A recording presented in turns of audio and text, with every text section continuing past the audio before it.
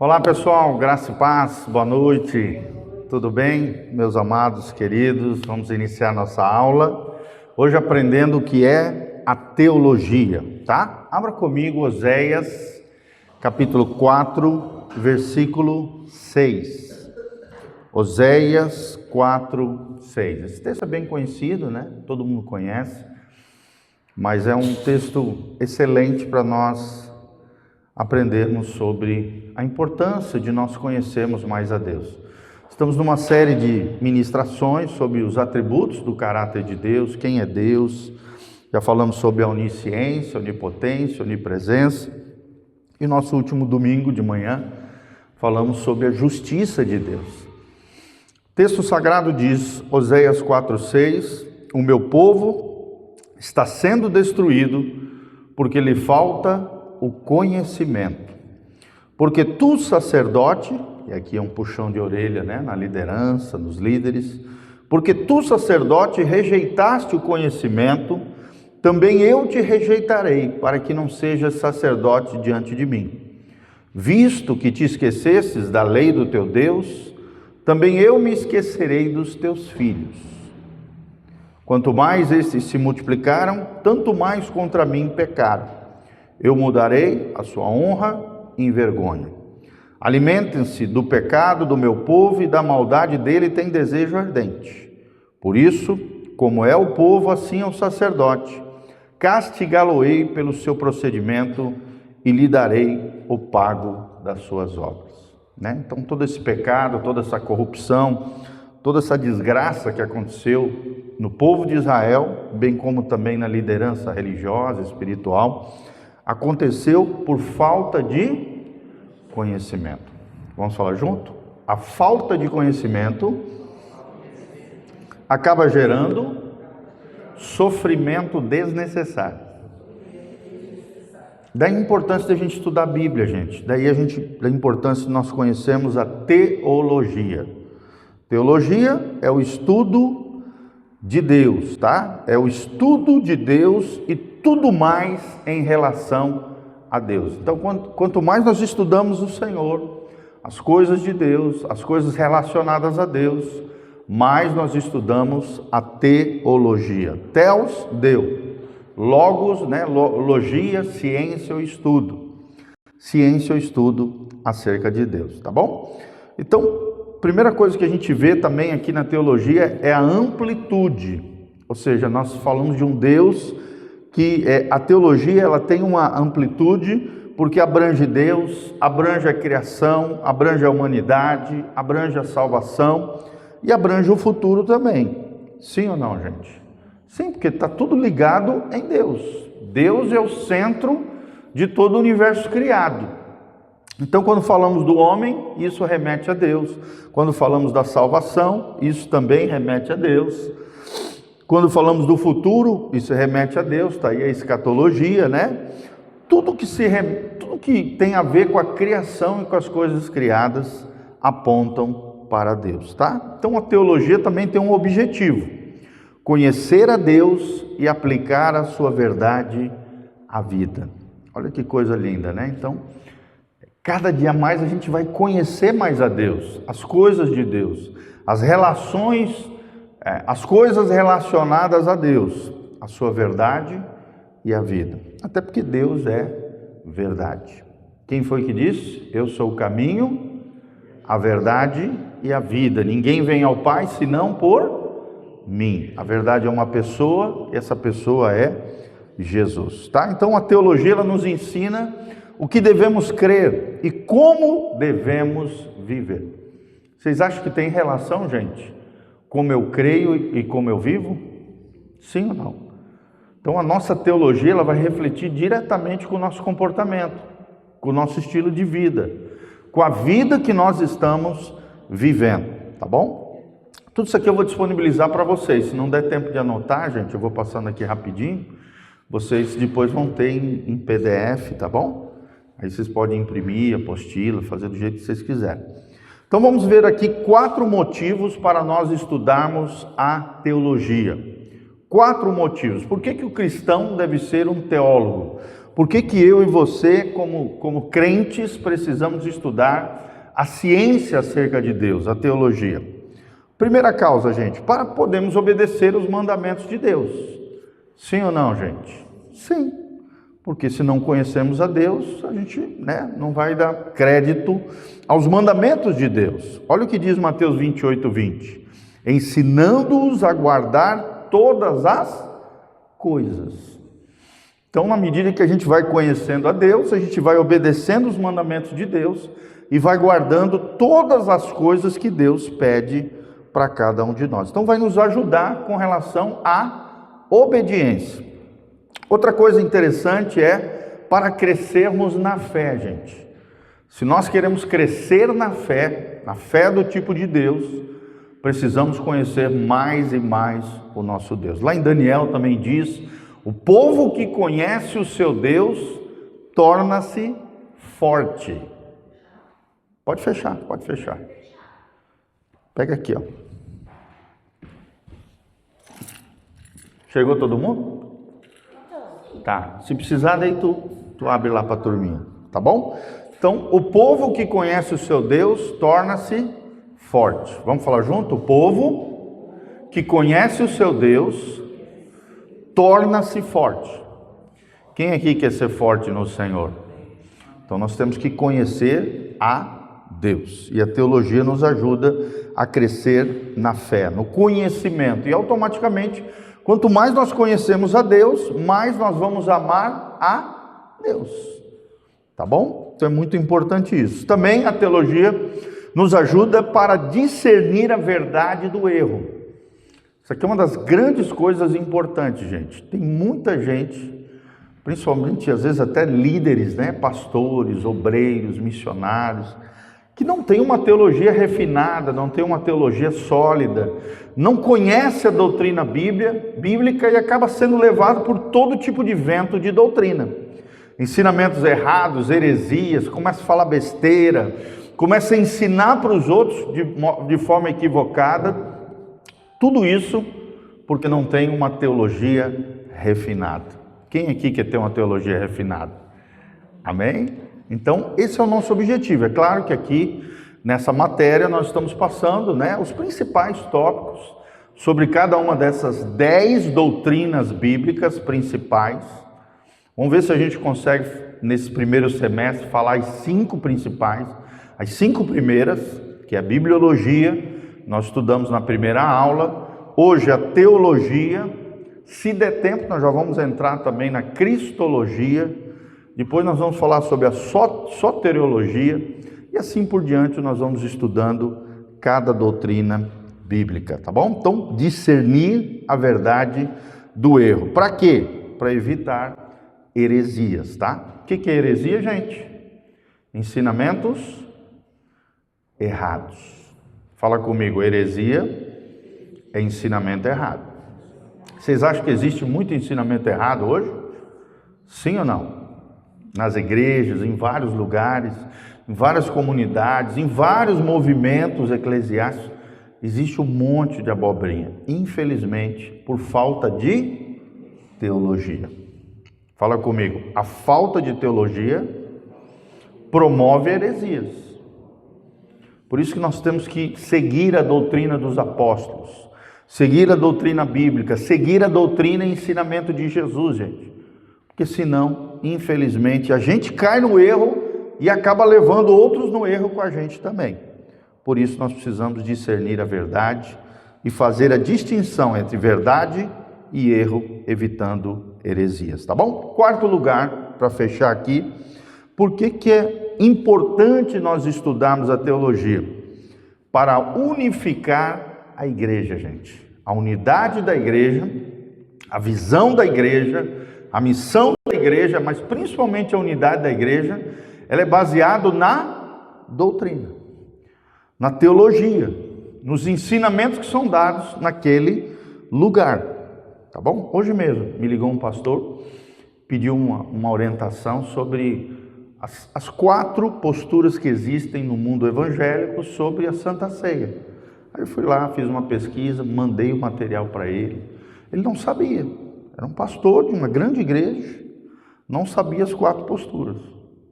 Eu auxiliei ele nisso, tá? Então, isso é legal, né? Uma pessoa mais velha, que sabe mais, ensinando uma outra pessoa mais nova, e ele é mais novo, né? Tem 10 anos de ministério, eu tenho 27. Então, obviamente, o conteúdo é maior. A teologia é mais refinada. Sim ou não, gente?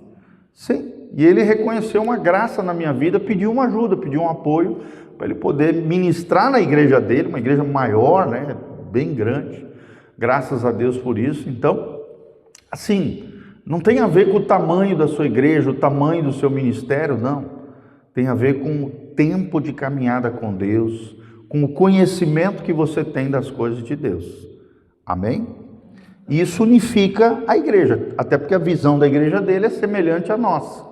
Ele veio aqui assistir um culto, ele ficou impressionado, eu ministrando a Santa Ceia, e falou: cara, você falou umas coisas lá que eu nunca tinha ouvido falar, manda para mim esse material, eu quero também aprender. E isso é legal, a humildade para aprender com outros irmãos. Amém? Doutrina sólida gera comunhão. Vamos falar junto? Doutrina sólida gera comunhão.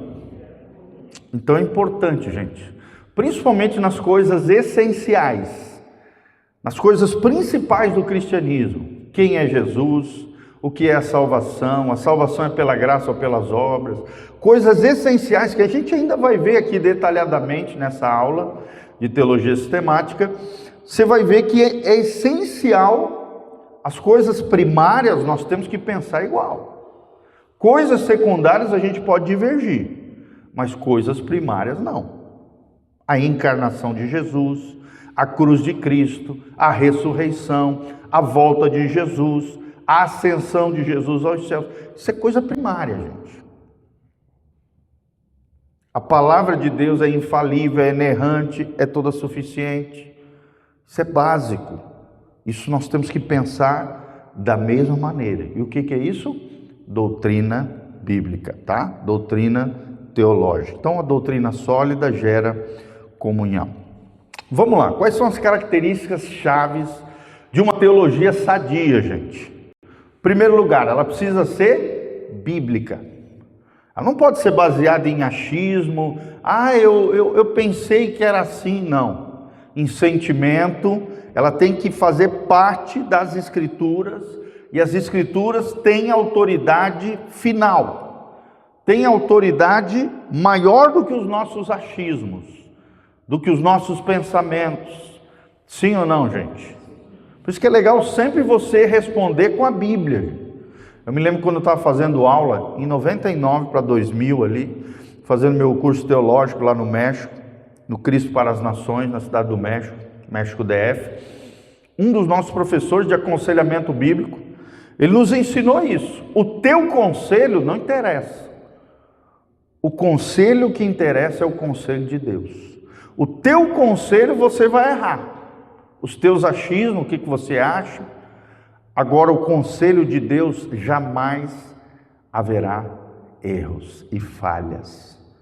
Porque a Bíblia é viva e eficaz. Vamos falar junto? A Bíblia é viva e eficaz. Ela é viva porque ela tem a vida de Deus. E ela é eficaz porque ela funciona na nossa vida.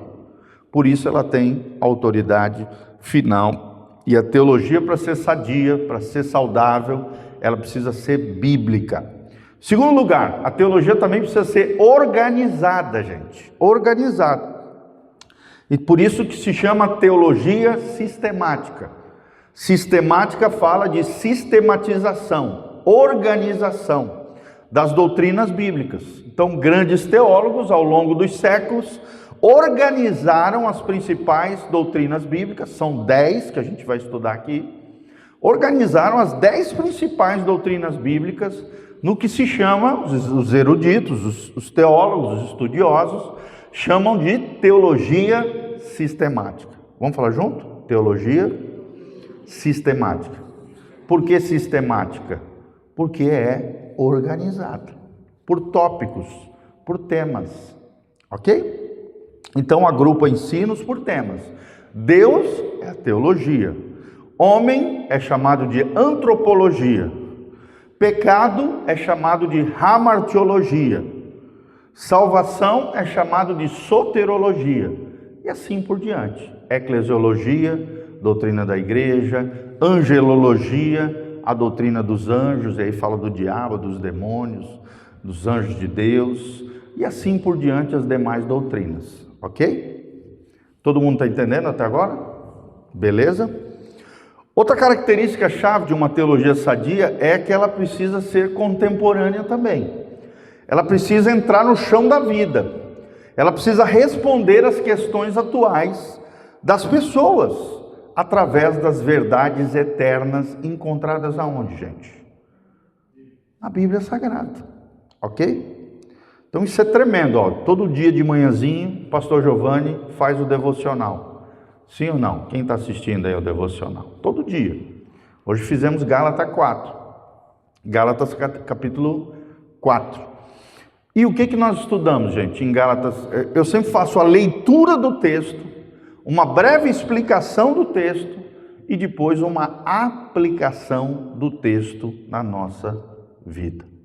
Não adianta eu ler se eu não entender. E não adianta eu ler e entender se eu não aplicar. Trazer para o chão da vida. Trazer como ensinamento prático. Por isso é importante responder às questões atuais com verdades eternas de Deus. Outra coisa, a teologia ela precisa ser prática, ela não pode ficar no mundo das ideias, no mundo da teoria, na nuvem, né, lá em cima, não. Ela tem que vir para o chão da vida, ela tem que ligar doutrina à vida cristã. Por exemplo, ela tem que produzir uma vida de oração, uma vida ética em nós, uma vida na igreja, sim ou não? Não adianta, né, eu ser um teólogo lá na montanha, isolado do mundo. O que a minha teologia vai ajudar para alguma coisa, gente? Para nada. Não vai mudar nada, só vai encher o meu cabeção. E hoje tem muita gente assim, com o cabeção desse tamanho, cheio de conhecimento de Deus, mas que não traz para a vida prática. Ok? Então é muito importante trazer para o chão da vida. Vamos falar junto? Trazer para o chão da vida. Outra coisa importante, né? Fazer um diagrama, né? A Bíblia, depois vem a exegese, que é a interpretação, aí surge a doutrina e por último a aplicação.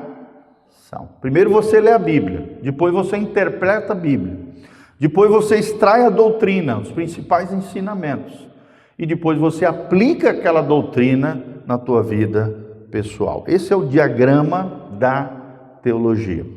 Quais são as fontes da teologia, gente? A hierarquia, cadeia de comando, né, de hierarquia. Primeiro, qual é a fonte primária da teologia? As Sagradas Escrituras de novo. Ela é a fonte primária. Ela é infalível. Isso aqui eu vou ler com vocês, tá? Ó, chegou alguém lá. 2 Timóteo 3,16. Esse texto aqui é importante a gente ler. 2 Timóteo 3,16. Olha o que diz aqui. Toda a Escritura é inspirada por Deus. Ela é útil para o ensino, para a repreensão, para a correção e para a educação na justiça. Então olha só, ela produz justiça, ela educa o ser humano, ela corrige e puxa a nossa orelha, ela repreende e nos ensina o caminho de Deus. É isso aqui, a palavra de Deus faz isso. Aí ela tem um propósito, ela tem uma finalidade que surge no versículo 17. A fim de que o homem de Deus seja perfeito e perfeitamente habilitado para toda boa obra. Quem aqui quer fazer boas obras para o Senhor? Então é importante você conhecer a Bíblia, gente? Sim ou não? É importante você saber doutrina bíblica? Sim. Senão você vai cair no erro, no engano, no tropeço, né? Lembre-se do primeiro versículo que nós lemos. O meu povo perece porque lhe falta conhecimento. Você pode estudar a história da igreja, gente. Todos os fatos onde o povo de Deus pereceu, sofreu juízo, disciplina, sofreu igual cachorro. Por quê? porque faltou o conhecimento de Deus, ou desprezaram o conhecimento de Deus. Até conheciam, mas desprezaram, se rebelaram, afrontaram contra Deus. Então é muito importante isso. A fonte primária é as Sagradas Escrituras. A segunda fonte aqui, gente, razão e lógica. Vamos falar junto? Razão e lógica. Sempre lembrando, gente, que a mente humana, ela tem que estar submissa ao quê? A palavra de Deus. A palavra de Deus tem primazia. Depois vem a razão e a lógica, tá? Para quem não sabe, lógica é a capacidade cognitiva, né, de você compreender as coisas que estão sendo faladas, ditas, escritas. Lógica é isso, é ter coerência nos seus pensamentos. E ferramenta para análise. Então, tanto a razão quanto a lógica, ela se torna como uma ferramenta para analisarmos as coisas de Deus. Terceiro lugar, gente, isso aqui é muito importante também, a tradição histórica. Tradição histórica, ou seja, os credos que tiveram, as crenças que foram avalizadas pelos grandes teólogos, os grandes eruditos, né, os grandes estudiosos ao longo dos séculos. Não pense que você descobriu algo novo, não, gente. Nós temos pelo menos 2000 anos de história bíblica, de história cristã, bíblica mais ainda, 3.500 aproximadamente, porque tem o Antigo Testamento, 1.400, 1.500 anos, né, do Antigo Testamento, desde a primeira lei escrita, a lei mosaica, o Gênesis, que foi escrito ali por Moisés, até o ano 97 depois de Cristo, cerca de 15 séculos, 66 livros, 39 no Antigo Testamento, 27 no Novo Testamento, mais de 40 autores diferentes escreveram a palavra de Deus. É sobrenatural ou não, gente? Sim. A Bíblia é um livro sobrenatural. E existe uma tradição histórica, tanto por parte dos judeus, com relação ao Antigo Testamento, como por parte dos cristãos do Antigo e do Novo Testamento, que é a nossa Bíblia Sagrada. Então tem credos ecumênicos. O que são os credos? Nós vamos ver aqui mais para frente um exemplo de um credo, tá? Como na antiguidade as pessoas não tinham tanto acesso à Bíblia Sagrada, os nossos pais da fé, que são chamados de patriarcas, criaram pequenos textos que eram memorizados pelos irmãos, ou então colocados nas canções antigas, para que os irmãos soubessem qual era a doutrina e a teologia correta. Sim ou não? É só a partir do século XV, XVI, ali, com o início da prensa de Gutenberg, é que a Bíblia se tornou acessível na mão das pessoas, gente. Porque até então, era só os eruditos. A maioria da população não sabia ler e escrever. Então os pais da igreja, que geralmente eram homens preparados, homens estudiosos, homens que conheciam a palavra de Deus, ou andaram com Jesus, ou eram discípulos diretos de homens de Deus, ao longo da história, estes ensinavam outros irmãos a doutrina bíblica, os ensinamentos do Senhor Jesus e dos apóstolos. Amém? Sempre lembrando que a base da nossa fé é o Antigo Testamento, mas o Novo Testamento que contém a doutrina de Cristo e a doutrina do que mais, gente? Dois grupos, doutrina de Cristo e doutrina dos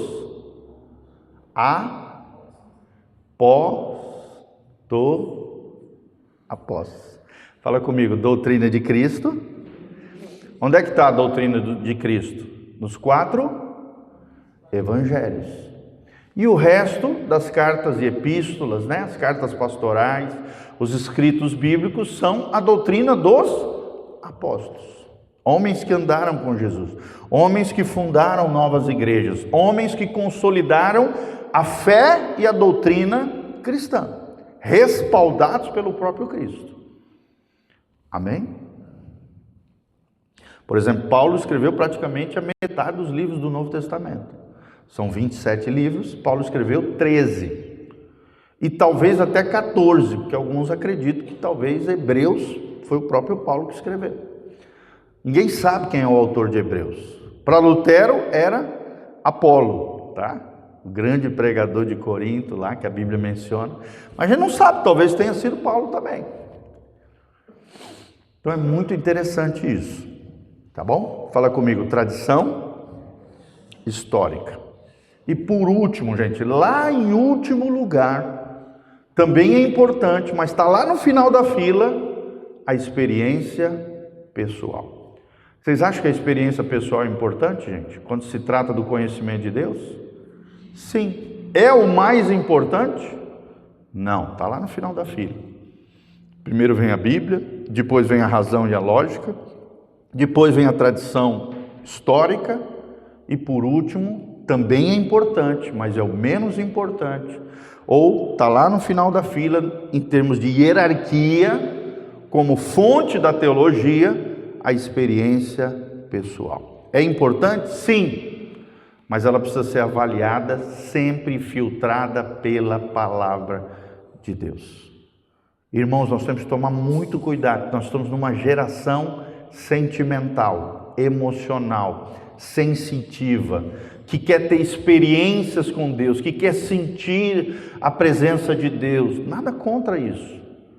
Só que tudo isso precisa passar pelo filtro da palavra de Deus. Ai, pastor, eu não sinto no meu coração que eu devo fazer isso. Teu coração engana os perversos. O que diz a Bíblia sobre isso? Então toma cuidado para não seguir sentimentos, emoções, sensações, experiências. Isso aí quem faz é os místicos, é os esotéricos, os de religiões orientais, eles adoram isso. Mas nós não. A nossa regra de fé e de conduta é o que, gente? A palavra de Deus. Amém? É importante nós termos emoções e sentimentos? Sim ou não? É importante nós termos razão e lógica? Sim, é importante. É importante nós termos uma tradição cristã de pelo menos 2000 anos, fora o Antigo Testamento? É claro que é importante. É importante nós termos experiências com Deus? Sim. É maravilhoso e nós devemos ter essas experiências com Deus. Mas mais importante que isso é a palavra de Deus. Amém? Vamos falar junto? A palavra de Deus é o filtro da minha vida, é a base e o fundamento da minha teologia. Glória a Deus. E quanto mais cheio da palavra você estiver, menos você vai ser enganado, menos você vai falar besteira, menos algum herege, enganador, salafrário vai enganar você. Porque a palavra de Deus, como diz Paulo, habita na vossa boca, mas também habita no vosso coração.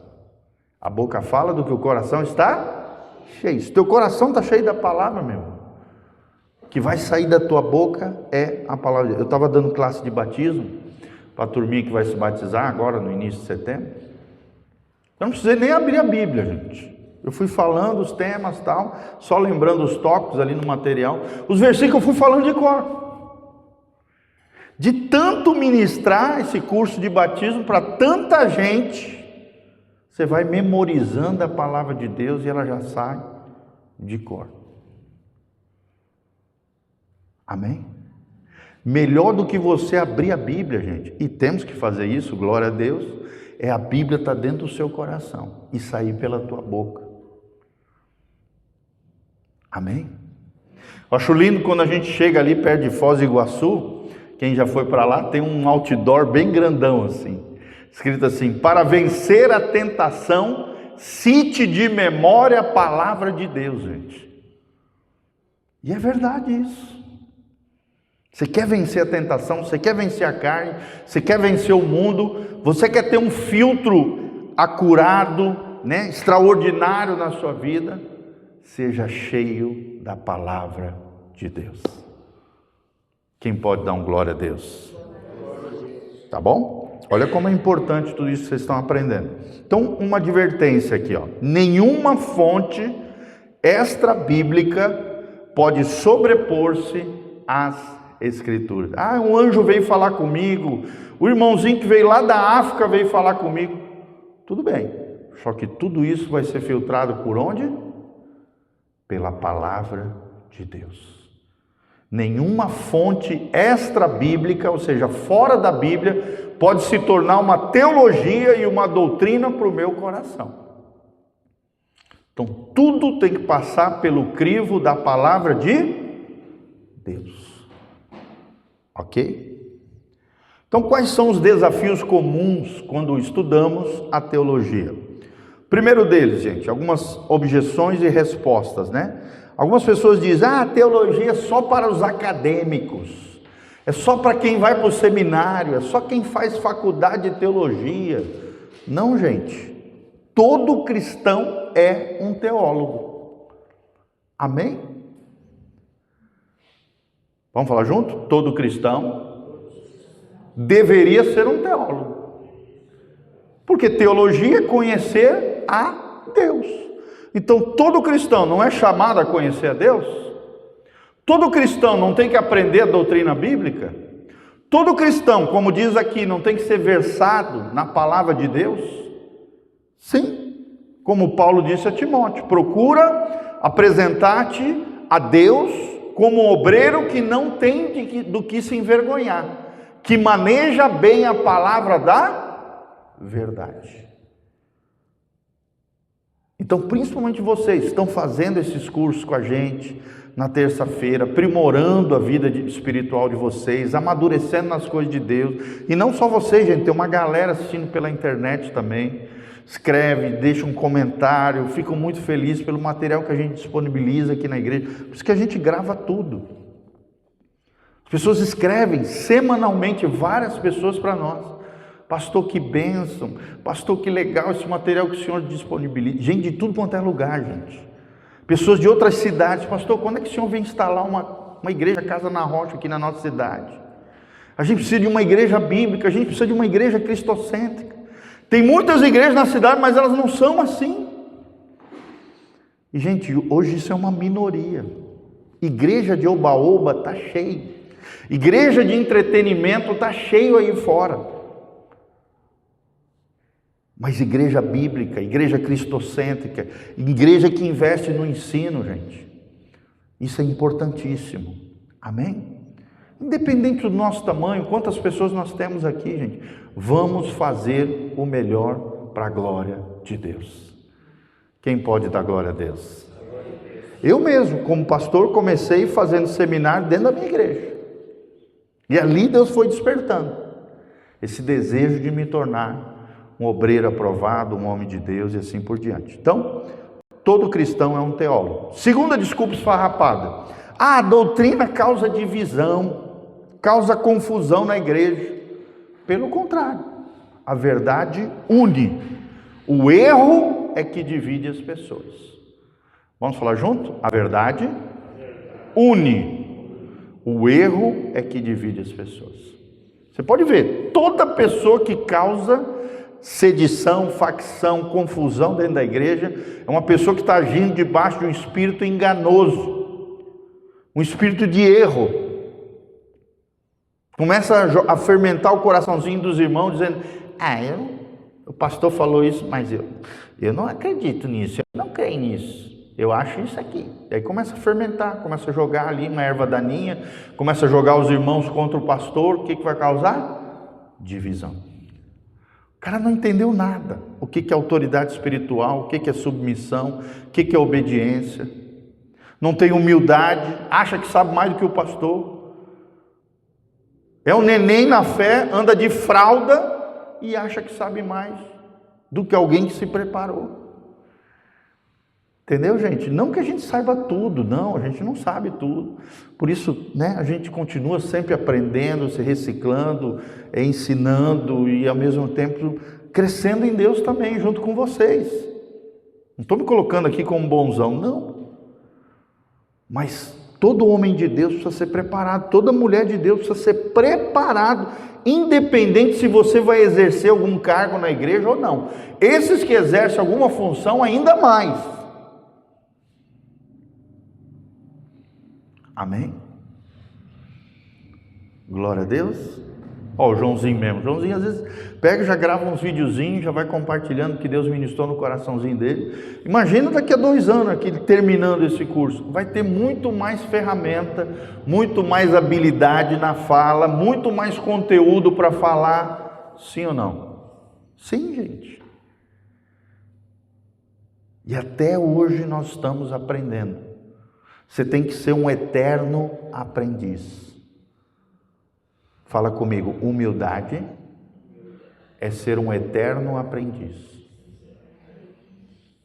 Você tem que ser um eterno aprendiz. Se você não quer parar de crescer, você tem que ter a humildade de ser um eterno aprendiz. A própria palavra aluno significa é um prefixo de não, lumine, alguém que reconhece que não tem toda a luz. Ele reconhece que ele não tem toda a luz. Luz é conhecimento, é um símbolo do conhecimento. Ele não tem todo o conhecimento, por isso ele precisa de um mestre, de um discipulador, de um ensinador, de um professor. Por isso ele é chamado de aluno. Aluno significa isso. Aquele que reconhece que não tem toda luz. Coloca a mãozinha assim no seu coração, fala: Senhor, me ajude a ter sempre a humildade de aprender com outras pessoas e crescer no Senhor.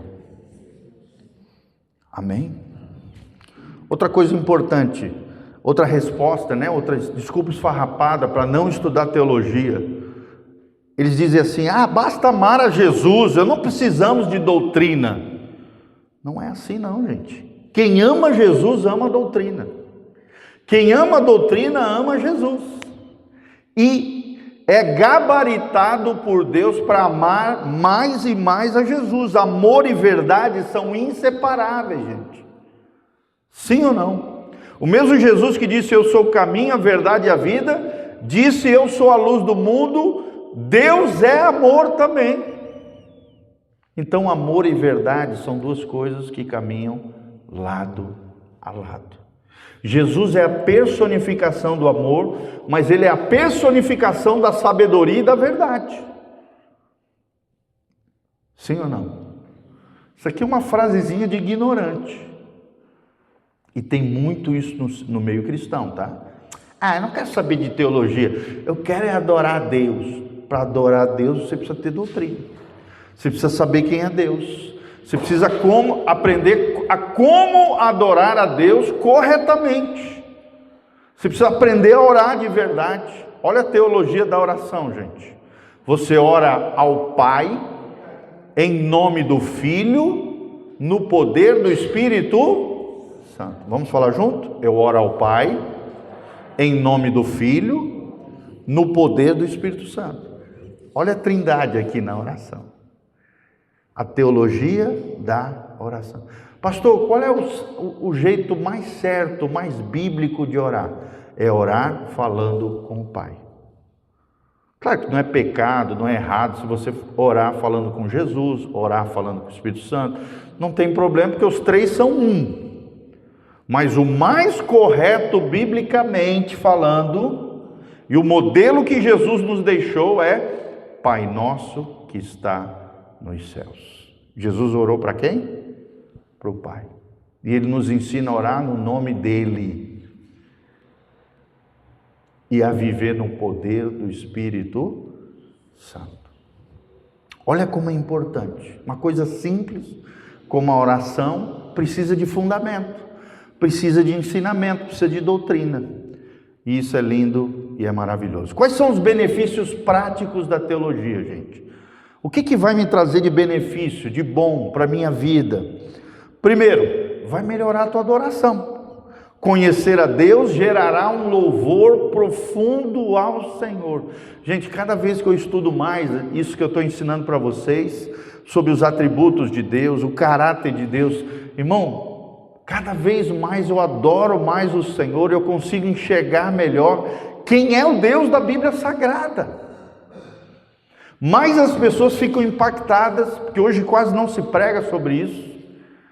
Eu me lembro quando, às vezes, no meio da semana, a gente vai lá nas bases missionárias da Jocum ensinar os missionários. Gente, a maioria dos crentes não sabe nada sobre Deus, sabe mal e porcamente. E aí a gente vai lá ensinar sobre as coisas de Deus, eles ficam babando, eles ficam vibrando, eles adoram a Deus e ficam impactados, impressionados, porque na maioria dos púlpitos, na maioria das igrejas, não se ensina mais quem é Deus,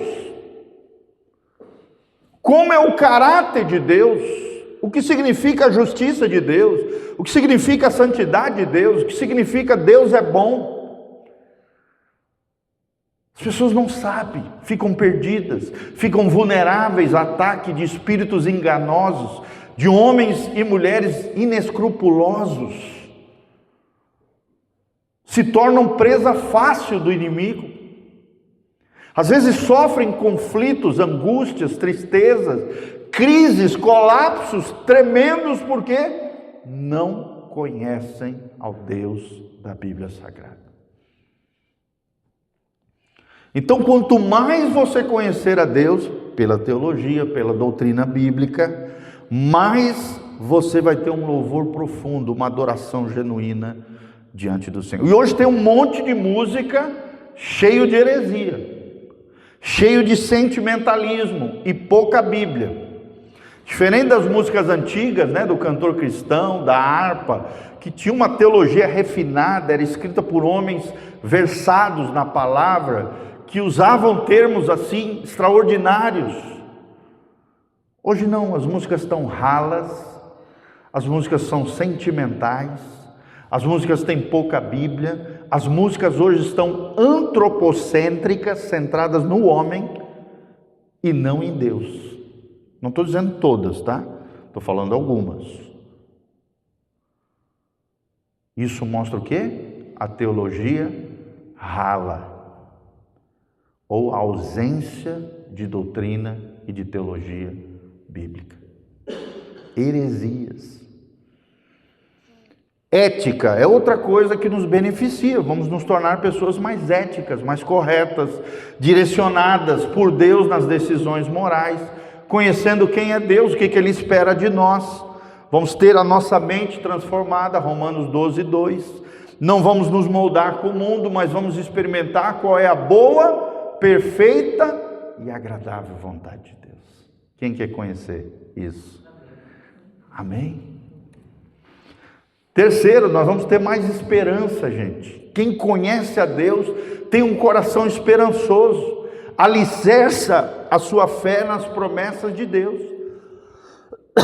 Por exemplo, quando a gente estuda a escatologia, o final dos tempos, a volta de Jesus, as profecias bíblicas, teu coração enche de esperança, se desapega da terra e se apega aos céus, gente. Sim ou não? Sim, porque as promessas de Deus estão ali diante de você, diante dos teus olhos. O céu é o nosso lugar, a nossa pátria é lá no céu. Somos peregrinos, somos estrangeiros, estamos em terra estranha. Queria deixar uma dica para vocês, quem nunca leu o livro O Peregrino, leia, gente, do John Bunyan. Ele é um clássico cristão, e ele ilustra, através de uma história novelística, como é a jornada do crente, desde o tempo de impiedade, conversão, caminhar com Deus, até a chegada no céu. Depois da Bíblia, gente, é o livro mais reproduzido e vendido no mundo. John Bunyan. Ele escreveu na cárcere, preso, igual Paulo. Escreveu um dos livros mais lindos da literatura cristã. O Peregrino. Bem baratinho, não vai custar 20, 25 reais, você vai ter esse livro extraordinário. Ele ilustra a jornada do crente rumo à Nova Jerusalém. Amém? Isso é lindo, é maravilhoso. Esperança. Missão, é outra coisa que a teologia nos dá. Missão de vida, nos guia na proclamação do Evangelho. Né? Ontem a gente estava lá na célula, ontem, segunda-feira, eu estava ensinando para eles isso. Como é que as 4 leis espirituais, Como é que eu evangelizo as pessoas? As 4 leis espirituais. Como é que eu sei disso, gente? Através da doutrina cristã. Somos todos pecadores, por causa do pecado nós merecemos o inferno. Jesus Cristo morreu na cruz no nosso lugar. E se nós confessarmos com a nossa boca que Jesus é o Senhor, que Ele morreu na cruz no nosso lugar e ressuscitou, a Bíblia diz em Romanos 10:9 que nós seremos salvos. Nós somos salvos. Não é, quem sabe, igual o católico, às vezes ele fica, quem sabe um dia, se der tudo certo, eu vou ser salvo. Não. Se você confessou a Jesus como Senhor e Salvador da sua vida, você já é salvo. Você já é salvo. Você já se rendeu aos pés da cruz, você já confia na obra de Jesus, você tem procurado viver uma vida de fé e de obediência diante de Deus. Você não precisa ter a incerteza da salvação, não, você pode ter a convicção e a certeza de que você é filho de Deus. Amém? Missão, nos guia na proclamação do Evangelho, o famoso ID, né? Mateus 28:19, ide por todo mundo, pregar o Evangelho, ensinando-os a guardar todas as coisas, batizando-os em nome do Pai, do Filho e do Espírito Santo. E eis que estarei convosco todos os dias, até a consumação dos séculos. Fala comigo, Jesus vai estar comigo e vai me capacitar na minha missão nessa terra.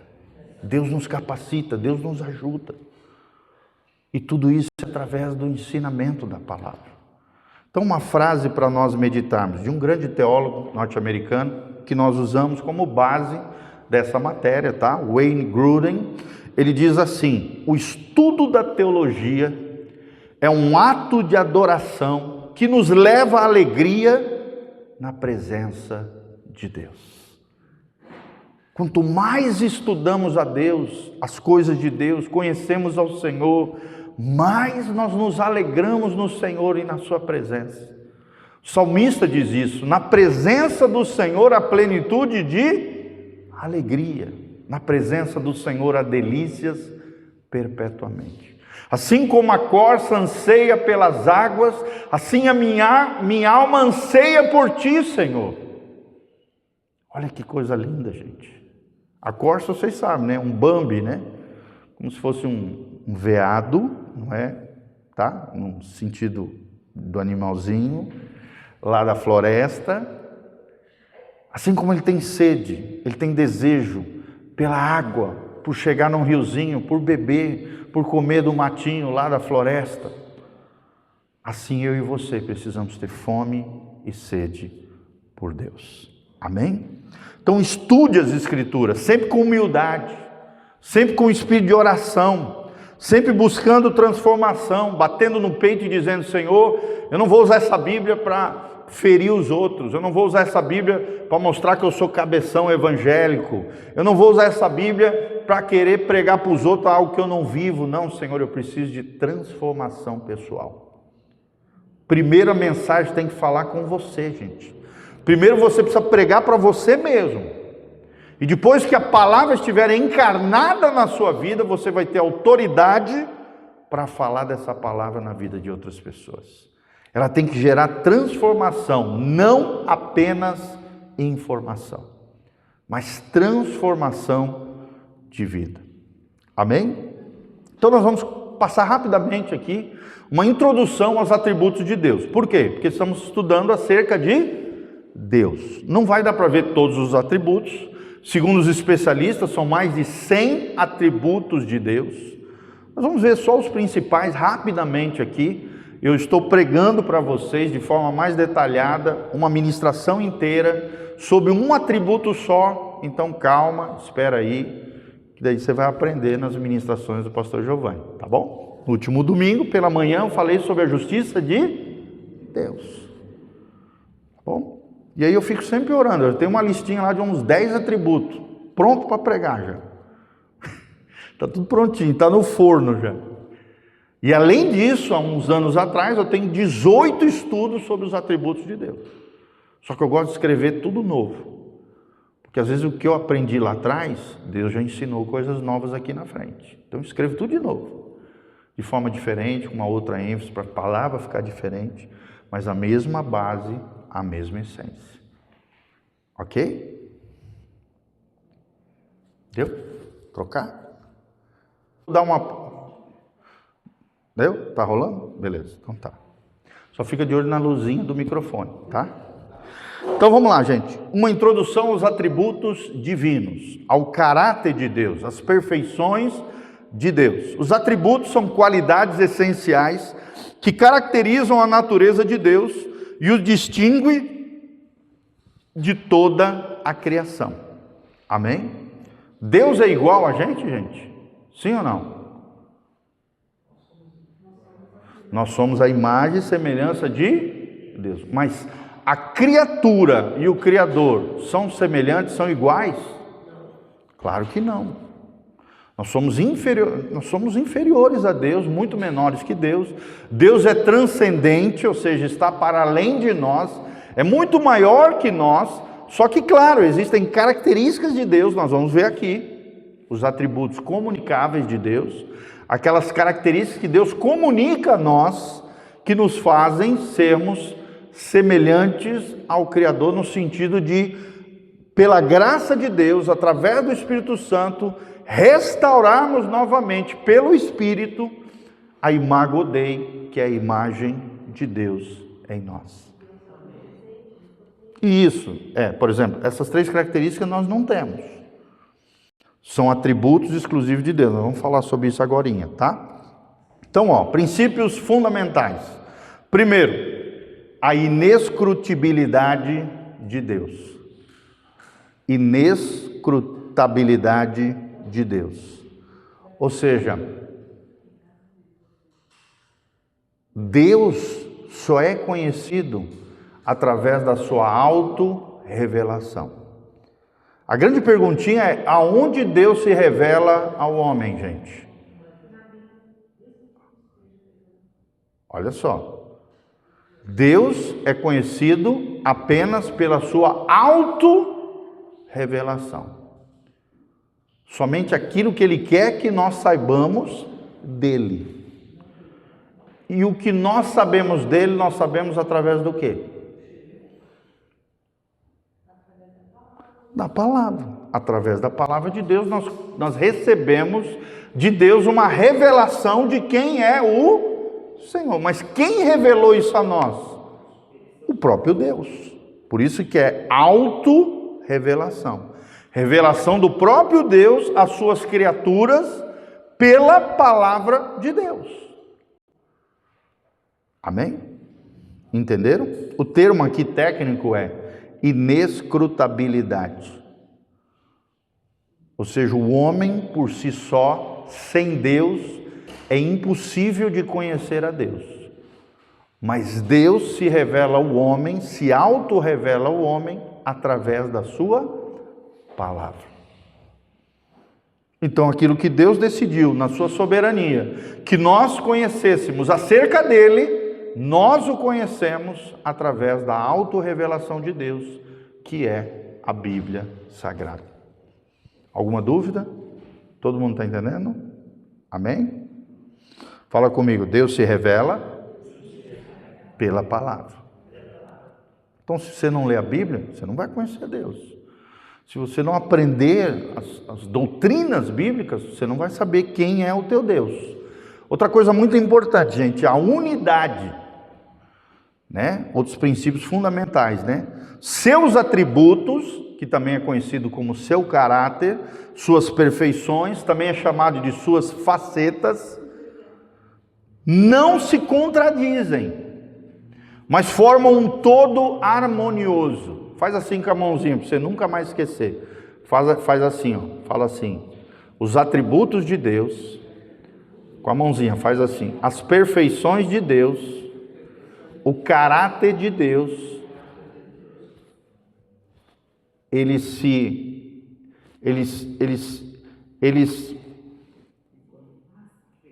se unem, se entrelaçam, se conectam em perfeição.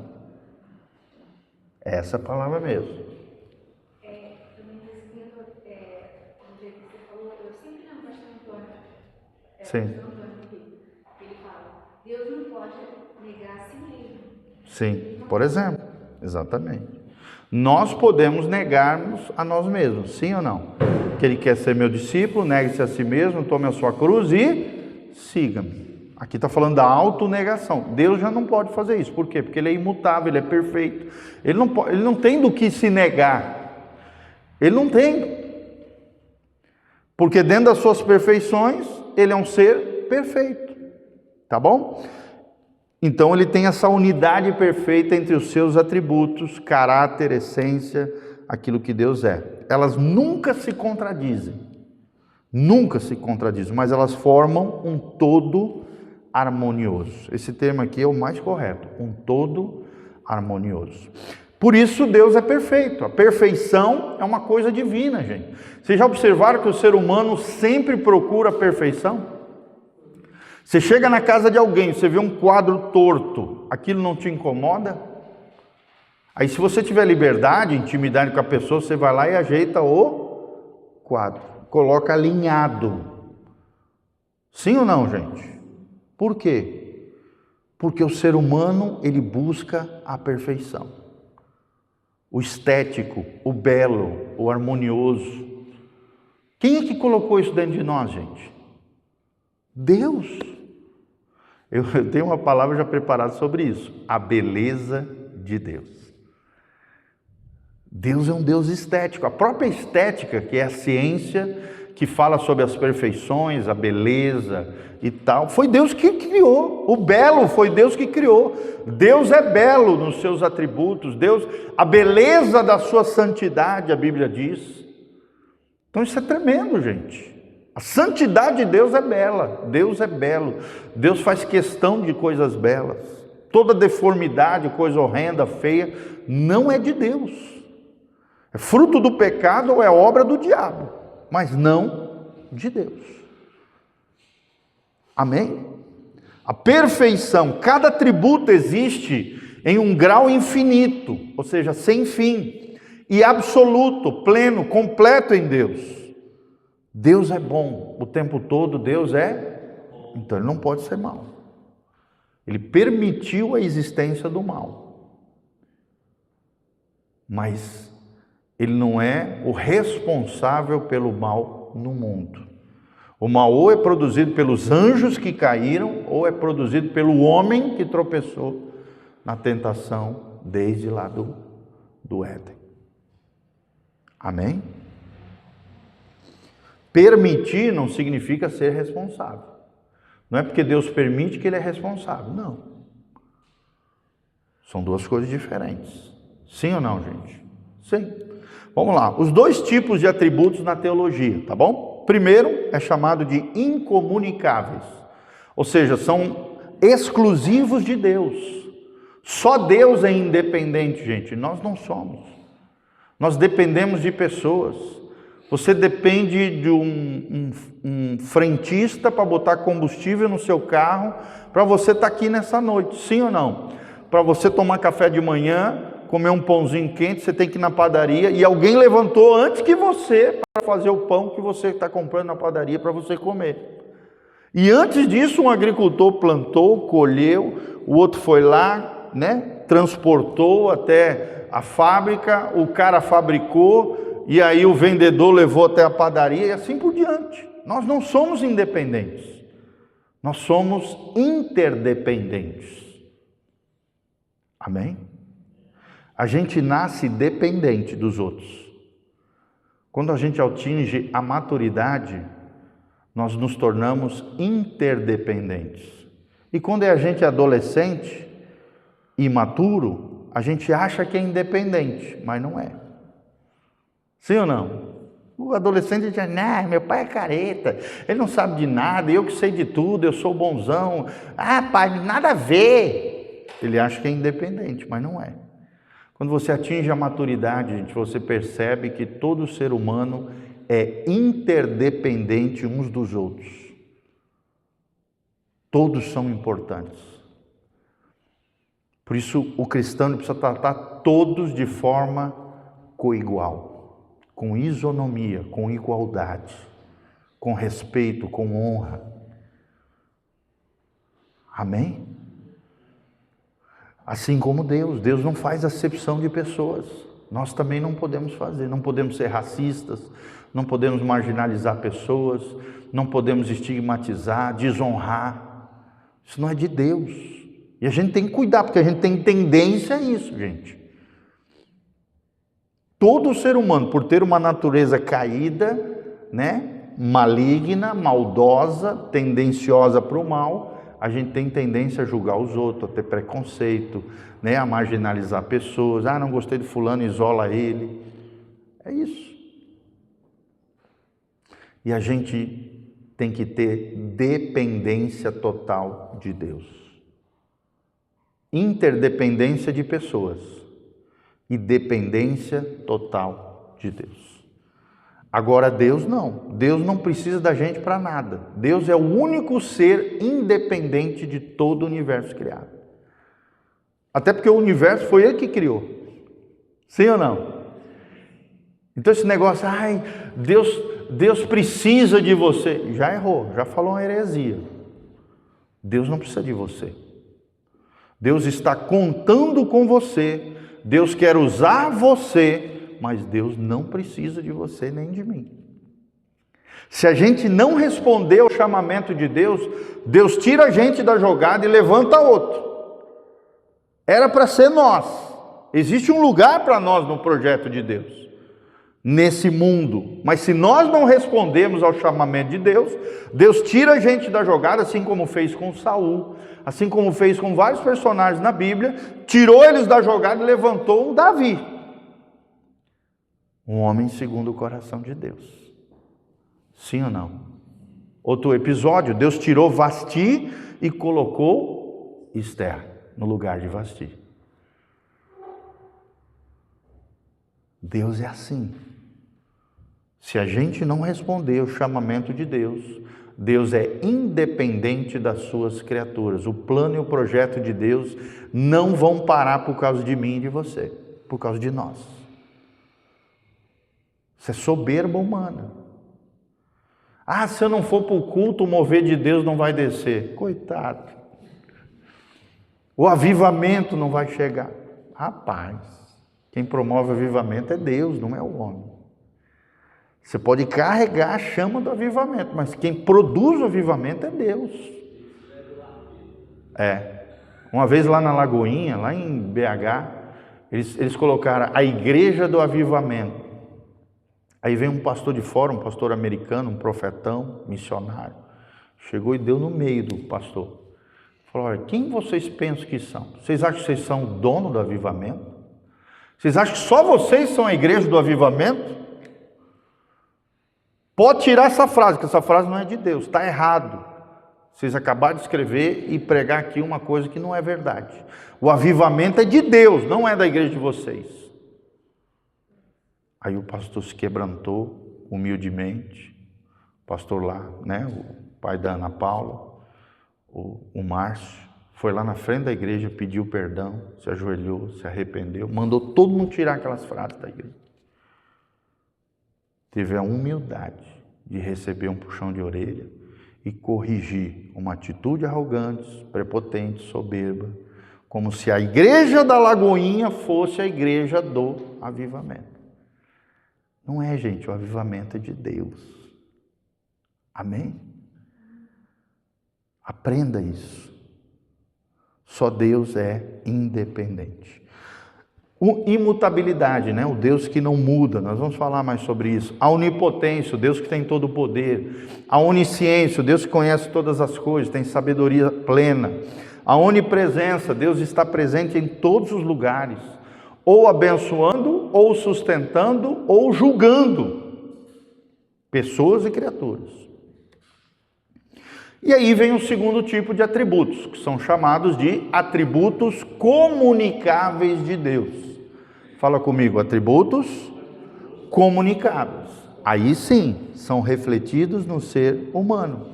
Nós podemos ter amor, na nossa vida, justiça, assim como Deus é. Podemos exercer misericórdia sobre as pessoas, assim como Deus é misericordioso. Podemos ter um nível de santidade, crescemos em santidade. Podemos ter espiritualidade, porque somos seres espirituais, assim como Deus é espírito, nós também temos um espírito humano. Então existem coisas que Deus compartilha conosco. Como é que se chama isso? Atributos comunicáveis de Deus. E existem coisas que são exclusivas de Deus, só Ele tem. Como é que se chama isso? Atributos incomunicáveis de Deus. Tá bom? Então, incomunicáveis são características que só pertencem a Deus em plenitude. E comunicáveis são qualidades que Deus compartilha com as suas criaturas de forma limitada, não é plena, é limitado. Ok? Imagina se Deus derramasse todo o amor dele sobre nós. A gente explodiria de tanto amor que Deus tem, né?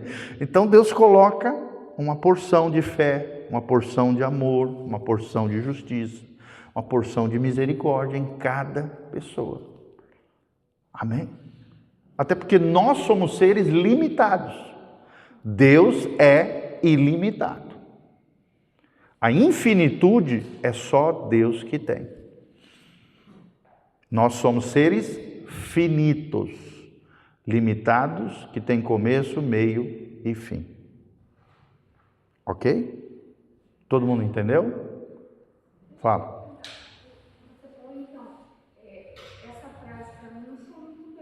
Qual? Você falou assim, já imaginou se ele colocasse todas as coisas, todo o amor, tudo, eu acho que não cabe muito bem, porque eu me corrigi, tá? Porque não estou aprendendo. Claro, fica à vontade. Por causa do pecado, a gente não tem como ser todo amoroso, ter toda a justiça. Mas foi isso que eu falei. Foi isso que eu falei, tu entendeu errado. Eu falei que Deus não coloca todos esses atributos comunicáveis dentro de nós, porque nós não suportaríamos. Por exemplo, Deus compartilha a sua glória conosco. Agora imagina se Deus derramasse toda a sua glória sobre nós. Nós seríamos fulminados, gente. Exatamente, foi isso que eu falei. Deus coloca sobre nós de forma limitada e não plena como é Deus. Deus é pleno, Deus é infinito em todos os seus atributos. Nós não. Nós recebemos uma porção da glória de Deus, da santidade de Deus, da justiça de Deus, da misericórdia de Deus sobre nós. Até porque, justamente isso que você falou, nós estamos afetados, nós temos um corpo com as suas limitações, estamos ainda afetados pela queda, pelo pecado. Entendeu? Ok? Beleza? Então, foi legal você perguntar, para esclarecer. Os atributos incomunicáveis, gente. Como eu falei, Deus é independente de nós. Essa característica também é chamada de aceidade. Aceidade. Definição é: Deus não precisa da sua criação, mas quer usar a sua criação para a glória dele. Sim ou não? Sim, só ler Efésios 1 lá, que mais você vai ver que nós fomos criados em Cristo Jesus para o louvor da sua glória. Então a implicação é isso, toda a nossa vida deriva dele.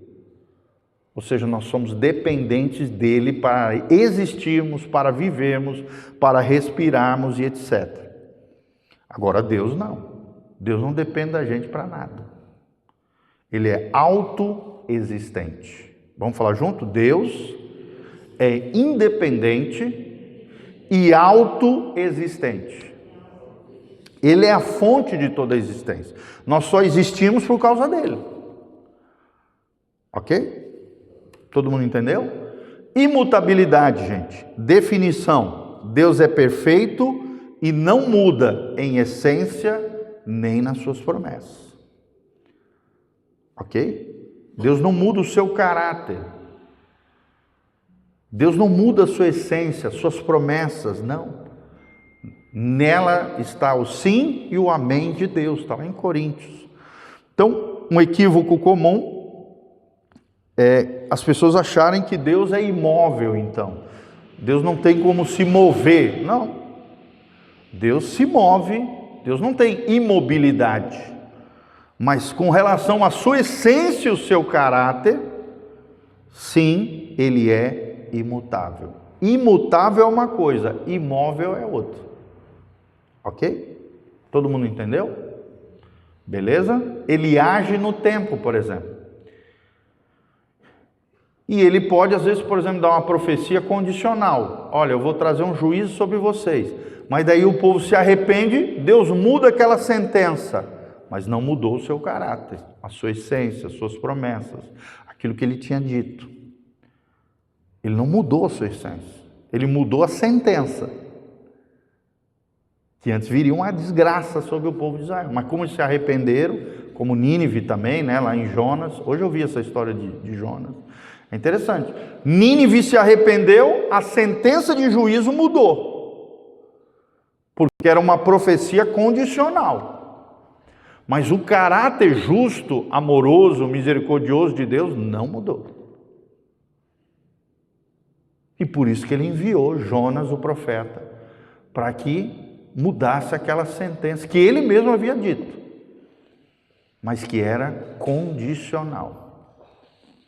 Amém? Muitas profecias, gente, são condicionais. Depende de uma resposta do ser humano para determinada sentença, situação, movimento. Por isso que eu digo que Deus não é imóvel. Deus é imutável na sua essência, mas ele não fica parado sem fazer nada na história humana. Não. Ele age e intervém na história do homem. Ok? Outra coisa, outra característica exclusiva de Deus, eternidade. Vamos falar junto? Eternidade. O que é a definição de eternidade, gente? Ele existe além do tempo, fora do tempo, sem início ou sem fim. É isso que diz no Salmo 90, versículo 2. O paradoxo que surge aqui é que Deus age na história, mas ele transcende, ele está para além da história. Ele é maior do que a história. Ele criou a história humana, ele criou o cronos, o tempo de dias, meses, anos, segundos, minutos. Quem criou foi Deus, gente. Por mais que ele intervém na história humana, ele age na história. Jesus veio na plenitude dos tempos, sim ou não? Hoje eu li em Gálatas, Jesus veio na plenitude do tempo, ou seja, no tempo exato que era para ele vir. Deus entrou na história, mas ele está acima do tempo da história, porque ele é um Deus eterno. Amém? Depois eu vou disponibilizar, tá? Em PDF, daí vocês imprimem, fazem o que vocês quiserem. Beleza? Vamos lá. Atributos incomunicáveis. Vocês estão vendo que eu não estou falando todos, só alguns principais aqui que eu achei importante. Onipresença, presente em todos os lugares, né? Sem divisão, ele faz imerso em todos os lugares. Jeremias 23, 24. E a distinção é que Deus não é panteísmo. Ele mantém a transcendência. O que significa isso, gente? Panteísmo é uma doutrina oriental. Hinduísmo, budismo, shintoísmo, zen budismo, todas essas religiões orientais acreditam que a criação, o universo, é uma emanação de Deus. Deus é o universo e o universo é Deus. Então tudo é Deus. Pante significa isso. Ismo, teísmo, Deus. Pante, pan, tudo. Como se Deus fosse tudo e tudo fosse Deus. E não é verdade, gente. Deus é diferente da sua criação. Sim ou não, gente? Essa cadeira aí é Deus? Não, a cadeira é uma criação de Deus através dos minerais, do ferro, do plástico, que Deus criou, que daí o homem fez a cadeira para nós sentar. Sim ou não? O homem também não criou do nada, ele não tem esse poder. Ele teve que pegar os minerais, né, o plástico, que são elementos minerais, junto com o petróleo, para surgir uma cadeira. Então eu não posso dizer que a cadeira é Deus, gente. A planta é Deus, o animal é Deus, o ser humano é Deus? Não, não é. A criação é uma coisa, o Criador é outra coisa. E quem é maior, a criação ou o Criador? O Criador, por isso transcendência. Está para além de nós, Ele é maior do que nós. Ele é majestoso, Ele é soberano, Ele é altíssimo. Ele é o Rei dos reis, Ele é o Senhor dos senhores, Ele é o Criador de todas as coisas. Ele é o Adonai, o possuidor de toda a vida. Então Deus é transcendente. Transcendência significa isso, Ele é maior, Ele está para além de nós. Mas Deus também é imanente. O que significa isso, gente? Exatamente, que Deus vem habitar dentro de nós. Como Deus é onipresente, está em todos os lugares, Ele também habita no meio do seu povo, de forma abençoadora, de forma sustentadora. E quando a gente apronta, de forma disciplinadora, julgadora. As três formas da presença de Deus. Vamos falar junto? Abençoando, sustentando e julgando. Ou Deus está abençoando, ou Deus está sustentando, ou Deus está julgando. No inferno, como é que Deus está, gente? Ele está abençoando alguém lá? Ele está julgando. Os impenitentes, os rebeldes, os anjos caídos. Que a Bíblia diz lá em Jonas, muitos estão aprisionados em grilhões eternamente. Em cadeias eternas. Foram aprisionados porque deixaram o seu estado natural. Tá bom? Então vamos lá. Onisciência. Deus sabe todas as coisas, Ele conhece todas as coisas. Sejam passadas, sejam presentes e futuras. O diabo conhece o futuro, gente? O diabo conhece o passado? Conhece o presente? Sim, não todo o presente, não todo o passado. Mas o futuro, o diabo conhece?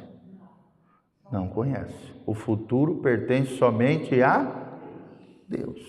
Ele conhece fatos do passado, ele conhece o ser humano há pelo menos 6 milênios aí, né? Provavelmente aí, o tempo mais ou menos da criação de todas as coisas.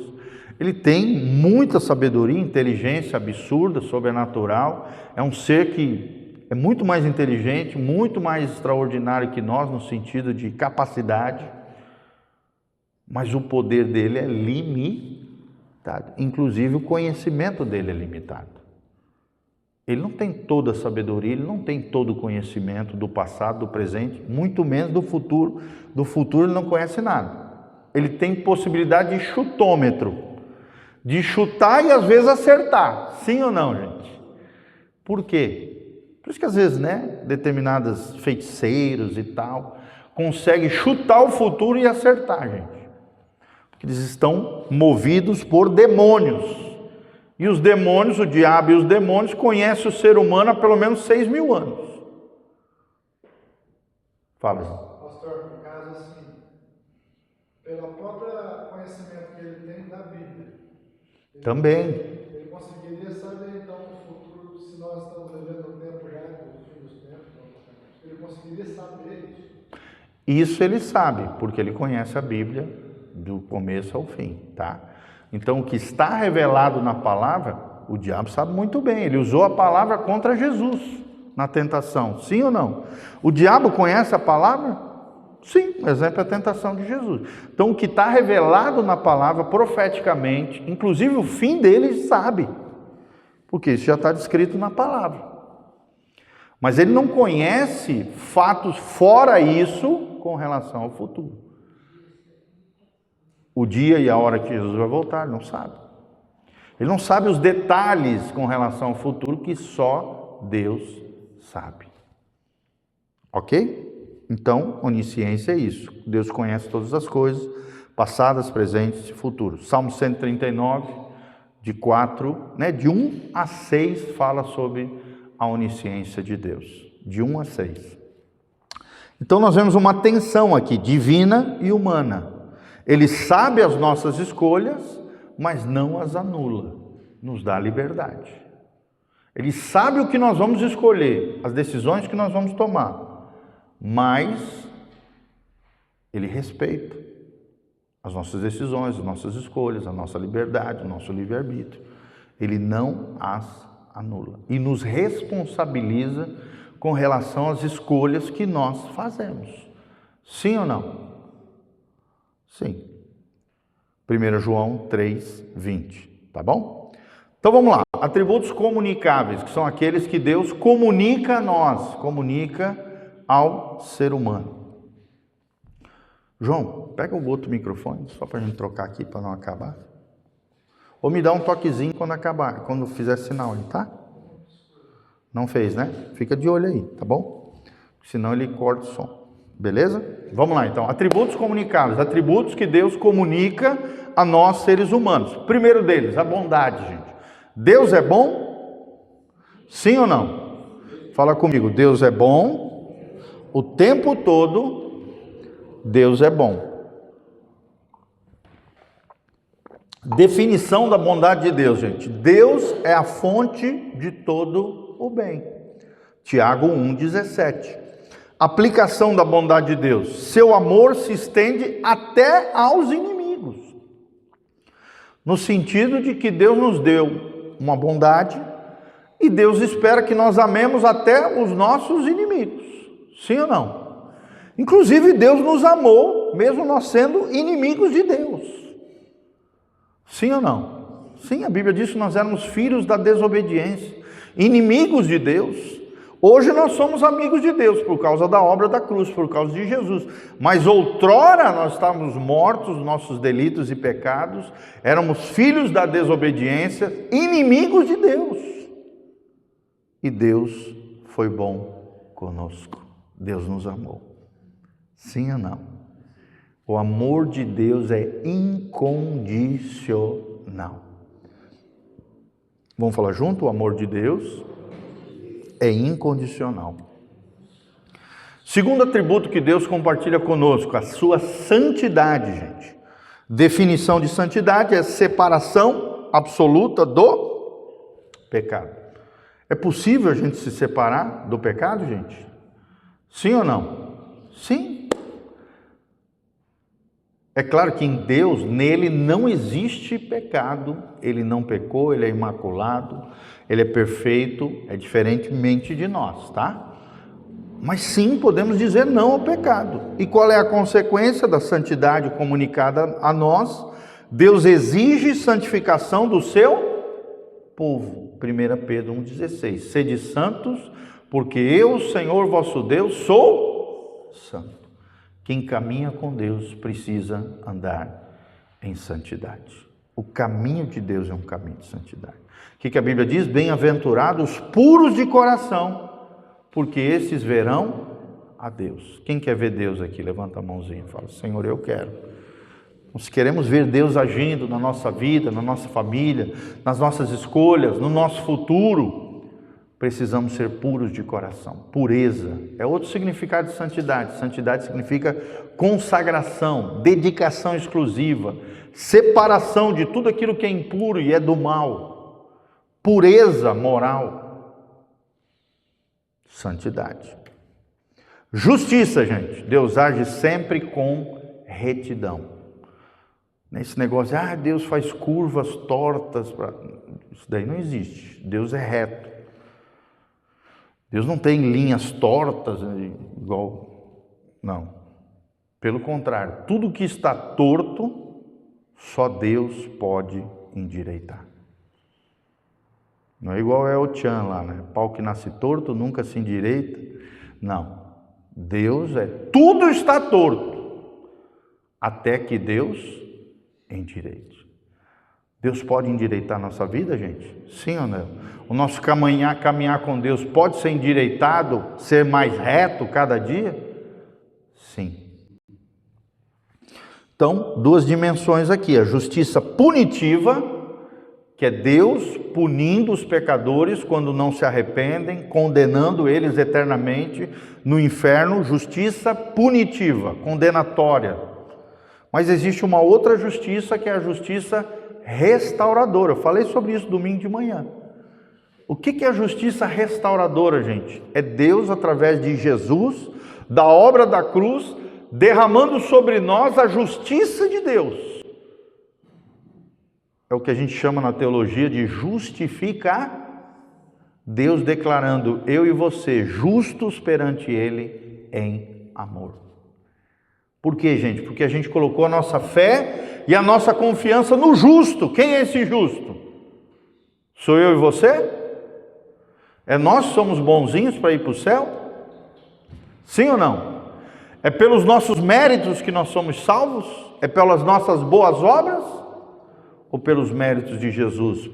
Pela obra da cruz e pela justiça de Jesus que foi imputada, colocada sobre nós mediante a nossa fé.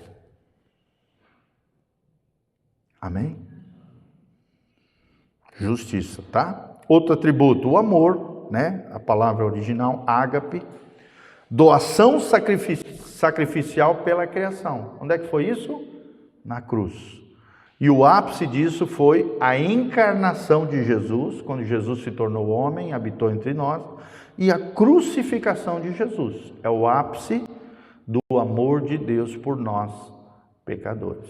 Se Jesus não tivesse vindo, ele não teria tido esse seu ministério, sua vida, seu exemplo, a obra da cruz, a ressurreição, a ascensão aos céus, a volta de Jesus, nada disso aconteceria se não houvesse a encarnação. Fala comigo, o cristão não acredita na reencarnação, mas todo cristão acredita na encarnação de Jesus Cristo.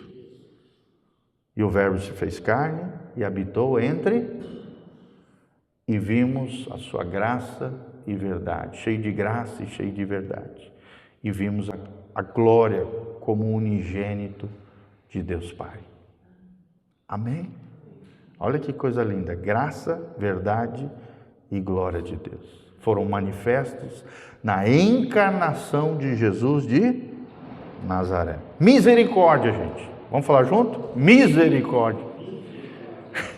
Você virou um jargão no evangelho. Ô pastor, misericórdia. É um dos atributos de Deus. O que significa? Compaixão ativa com o sofredor.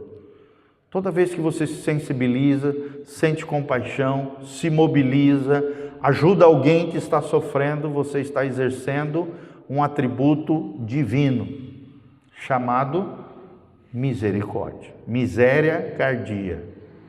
Cardia, coração, miséria, sofrimento, dificuldade, penumbra. Tá bom? Então, a evidência é o perdão e a restaurar. Toda vez que você perdoa, você está exercendo misericórdia. Bem-aventurados misericordiosos, porque estes terão a misericórdia receberão a misericórdia de Deus. Então, se eu sou uma pessoa vingativa, retalhadora, que não perdoa, amargurada, ressentida, cheia de ódio, eu vou ter misericórdia de Deus, gente? Sim ou não? Não. A Bíblia diz: se do íntimo do vosso coração vocês não perdoarem os outros nas vossas ofensas, nas ofensas que eles fizeram contra vós, também o vosso Pai Celestial não vos perdoará das vossas ofensas. E não é qualquer perdão, gente. É perdão do íntimo do coração. De coração tem que ser o perdão. Amém? Se alguém te fez isso, você precisa ir lá na direção dele? Sim ou não? Não, só libera o perdão, acabou-se. E restaura o relacionamento com aquela pessoa. Não precisa ser melhor amigo, tá? Mas restaura um relacionamento saudável, educado com aquela pessoa. Sim ou não? Perdão significa isso, zerar a dívida. Significa dar uma nova oportunidade de recomeço. É o que Deus faz conosco, gente.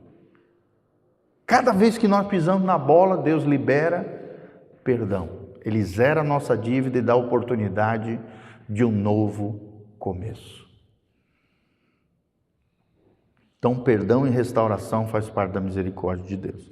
Soberania versus liberdade humana, tá? Deus é soberano, mas nós somos seres livres. Ou seja, parece uma tensão aqui, um paradoxo, né? Deus controla todas as coisas, mas não viola a vontade humana. Ele tem um controle, ele nunca perde o controle de todas as coisas. Mas ele permite que as suas criaturas façam suas próprias escolhas. Tá bom? Então, essa aparente tensão fala da soberania de Deus e da liberdade humana. Fala comigo, junto com a liberdade, bem alto, fala, junto com a liberdade, Deus cobra de nós a responsabilidade. A responsabilidade, gente, está embutido na liberdade.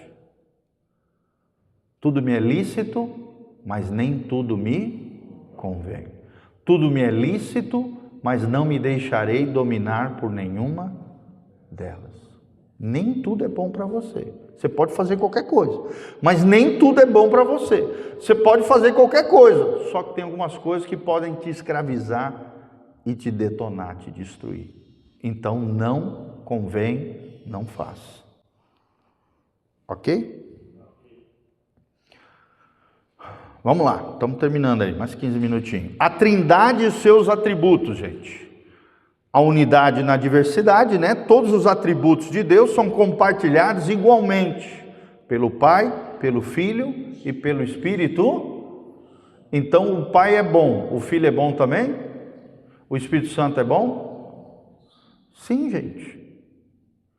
Se o Pai é bom, o Filho é bom e o Espírito Santo também é bom. Se o Pai é justo, o Filho é justo e o Espírito Santo também é justo. Se o Pai tem glória, o Filho também tem glória e o Espírito Santo também glorifica o Pai e o Filho. Então é isso que nós estamos falando. Todos os atributos divinos de Deus, a Trindade tem a mesma essência, a mesma substância, o mesmo caráter, os mesmos atributos. Amém? Todo mundo está entendendo? Então vamos lá, exemplo. O Pai, por amor, enviou o seu Filho. João 3,16, 3,35 também fala. Já o Filho ama e honra o Pai. Mesma coisa, porque o Filho também tem amor. Onisciência, o Espírito Santo esquadrinha as profundezas de Deus. Jesus também conhece todas as coisas, ele é a personificação da sabedoria, assim como Deus também. Então, advertência aqui, gente, Deus não é 200% amor no Pai, 200% no Filho e 200% no Espírito Santo, não. Ele é 100% em cada pessoa. E mais correto ainda é você dizer que que o Pai, o Filho e o Espírito Santo são plenamente Deus. É melhor do que usar 100%. Por quê? Porque quando você coloca 100%, você está usando uma medida métrica. Sim ou não? 100% é uma medida matemática? O copo está 100% cheio. Você colocou uma medida no copo. Agora eu pergunto para você, Deus pode ser medido? Não. Deus é imensurável, ilimitado, infinito. Então a melhor expressão para usar é: Deus é plenamente amor, Jesus é plenamente Deus, o Espírito Santo é plenamente justo. Plenamente é o melhor termo para você usar com relação a Deus. Ok? O Pai não tem mais que o Filho não tem mais que o Espírito Santo, não. Todos são coiguais, consubstanciais, coeternos. Vamos falar juntos? Coiguais, consubstanciais e coeternos. Assim como o Espírito Santo é eterno, o Filho é eterno, o Pai é eterno.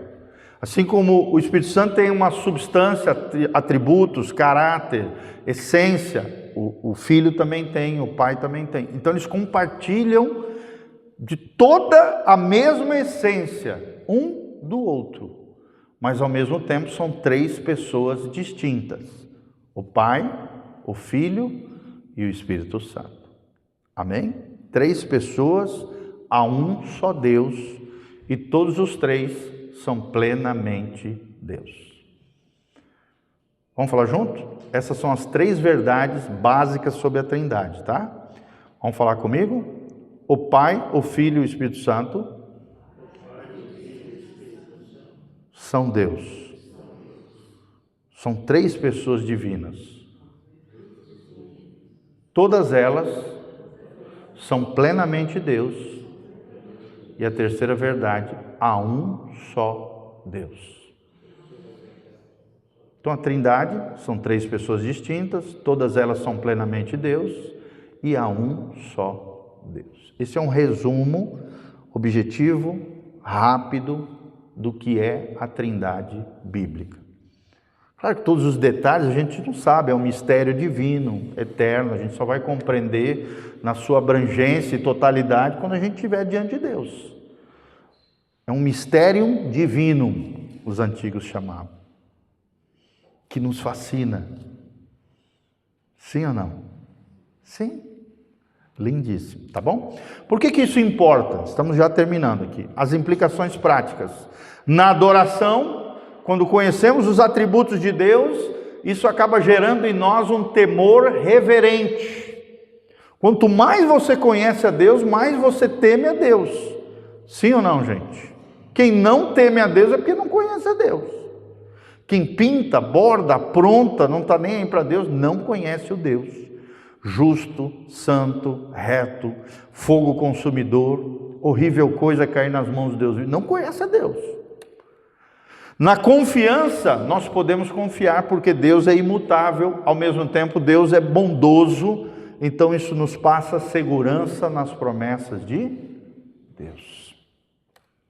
Podemos também nos engajar na sua missão, a Missio Dei, porque Deus é soberano e ao mesmo tempo Ele nos capacita em amor, por isso nós temos ousadia para evangelizar a grande comissão de Mateus 28, de 18 a 20. Então, conhecer a Deus, gente, é o alicerce para toda a vida e pensamento cristão. Vamos falar junto? Conhecer a Deus é o alicerce para toda a vida e pensamento cristão. Amém? E para nós finalizarmos aqui, respostas e objeções. Quer dizer, aquelas perguntinhas, aqueles comentários que as pessoas fazem. Se Deus é amor, por que o mal existe? Talvez alguém já perguntou isso para você. Os ímpios, os ateus perguntam muito isso. Se Deus é amor, por que o mal existe? Por que Deus permitiu que isso acontecesse? Resposta: a bondade divina não anula a justiça de Deus. O mal é consequência da queda dos anjos e da queda do homem. E Deus não é responsável pelo mal. Sim ou não, gente? Sim. Romanos 5, 12, tá bom? Isso aqui é uma boa resposta com relação a essa pergunta, biblicamente falando. Outro, a onisciência nega o livre-arbítrio. Quer dizer, se Deus sabe tudo, então livre-arbítrio, liberdade não existe.